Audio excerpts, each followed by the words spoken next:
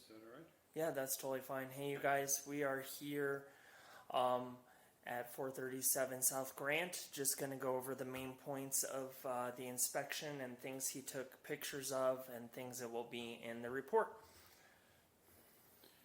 All right, and some are more important than others, obviously. You've got a switch in the basement with no cover on it. Your furnace, your air conditioner are both 12 years old.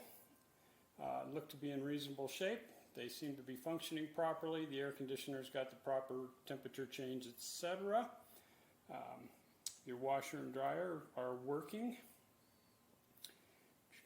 You've got a tankless water heater in the basement, and it is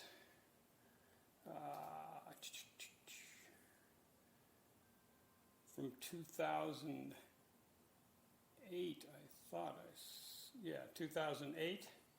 So it is 11 years old.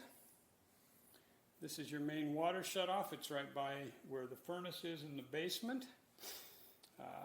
This is where the auxiliary drain for the air conditioner should be hooked up in the basement. It's not. So if this main line right here gets plugged up, then the water will dump into the furnace instead of coming out the auxiliary drain. This white pipe right here is the condensate drain for the furnace. It's a high efficiency furnace. Unfortunately, right here is not a floor drain. That is just a hole in the floor. Excuse me. And these generate a fair amount of water in the winter, so you're dumping water right into your basement floor. This device right here is the condensate pump out device for the air conditioning side.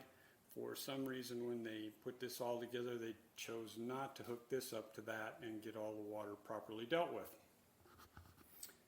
That's where the water is discharging into the hole in the floor. There's a crawl space under part of the house. You can see the size of the entrance there. I was not able to get into that crawl space and look under those parts of the house. It's mainly the front room of the house that's under that crawl space. This is the old flue for the old furnace. This is a door in the basement that doesn't quite fit properly in the door frame. It rubs right up here at the top. You don't have a handrail on the stairs going down to the basement. You've got some of the parging on the wall here on the brick foundation that is coming off. There's also some on the outside. We'll see another picture of that.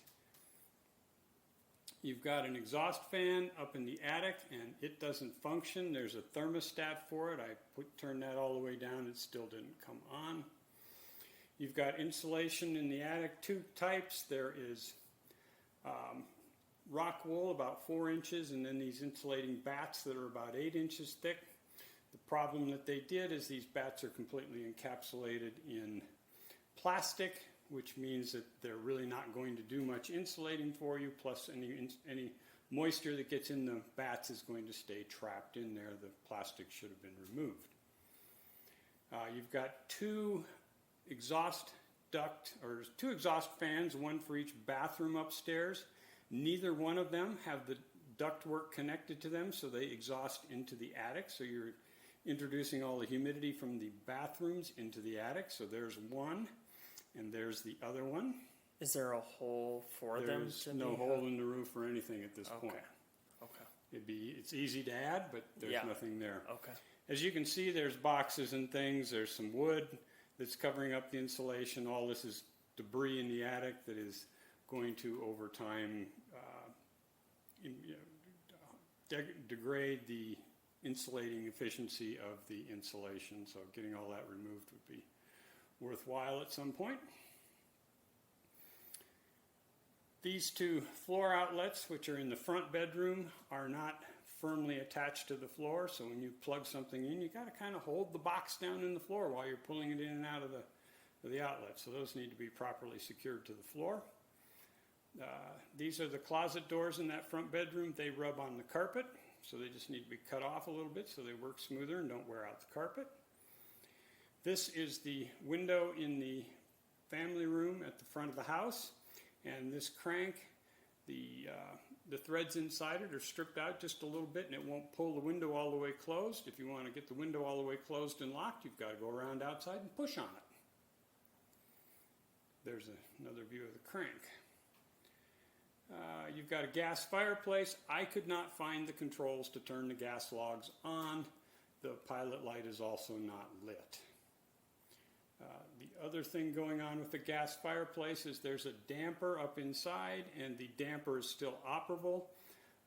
Operable dampers are not permitted with gas fireplaces because they can allow a accumulation of gas inside the house rather than making sure that the gas is always vented outside. This is the ceiling fan in the family room. I pulled on the chain and it would not come on. As you can see, the light works, but I couldn't get the fan to go. And kitchen appliances.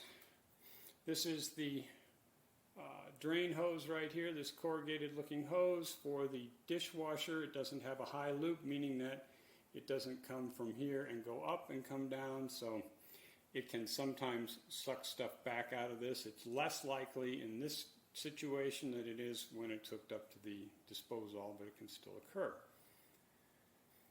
There is a baseboard heater in the sunroom, and it is working. There is a small sub panel in the garage. It's not labeled. Other than that, it seems to be put together correctly. The garage door opener, you can see the electric eyes are mounted up here in the ceiling of the garage as opposed to down by the operable garage door, so you're never going to be able to break that beam and reverse the door, which removes that entire safety function. The other test we do is put a block of wood on the ground, let it hit the door, or let the door hit the block of wood. It should reverse. It does not. There's typically a sensitivity screw inside the motor that you can adjust to correct that. And then we've just got some pictures of the garage. Up on the garage, there's some trees that are near the roof that need to be trimmed, and then there is an assortment of garden on top of the detached garage roof that should be removed. Also, I was not able to inspect a large part of the roof due to the amount of gardening supplies that are on the roof. And this is the roof over the porch at the back of your house. You can see there's a tree that could stand to be trimmed back there. The gutter is full of debris from the same tree. The roof on the back patio, I guess above the sunroom, is a rolled mineral roof. Is a flat roof, and it's probably 2 to 6 years old. It is slightly hail damaged. The main roof on the house also appears to be slightly hail damaged. Did you count marks per square or anything like that? Does it look like it would be a claim, or? You know, it looks, and I couldn't see the main part of the roof up here, and it's hard to say. The flat roof definitely didn't look like it had enough damage for a claim. In the front part of the roof, I could see probably the same, probably not enough damage. Okay. This is some of the siding at the back of the house. You can see it could stand to be stained. At the same time, it's a cedar siding, so it's probably going to withstand the weather all right. This is the condenser coils for your outside condensing unit for the air conditioner. You can see that a lot of the cotton, etc., from the trees has gotten onto the coils, which then reduces the efficiency of the coils and makes your unit work harder. You can see it's just like a blanket. This is the main electric panel. The only thing I saw there is, once again, it is not labeled. Other than that, it has some situations where there's 2 neutral wires under 1 screw.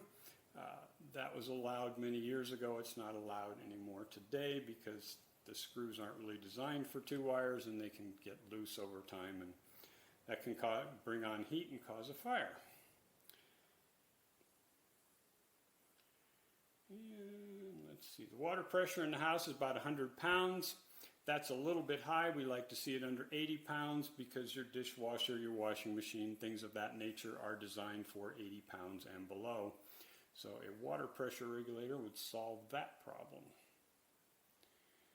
There are several doors in the house without door stops of any kind, so you can see where the handle can hit the wall, and that'll eventually damage the wall if somebody swings the door too hard. Let's see what was going on here. Oh, this is in the master bedroom.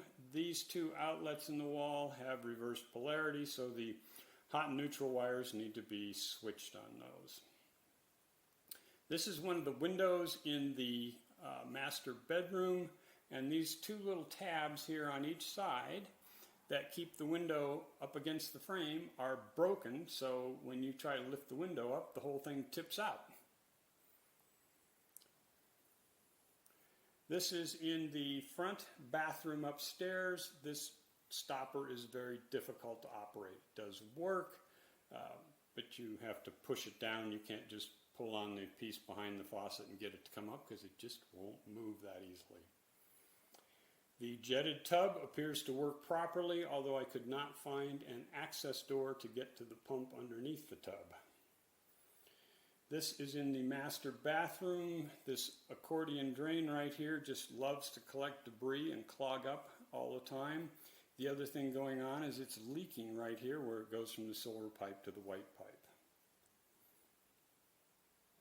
Your air conditioner, we test the temperature at the return and at the supply ducts. It's the proper temperature range, so it seems to be working all right.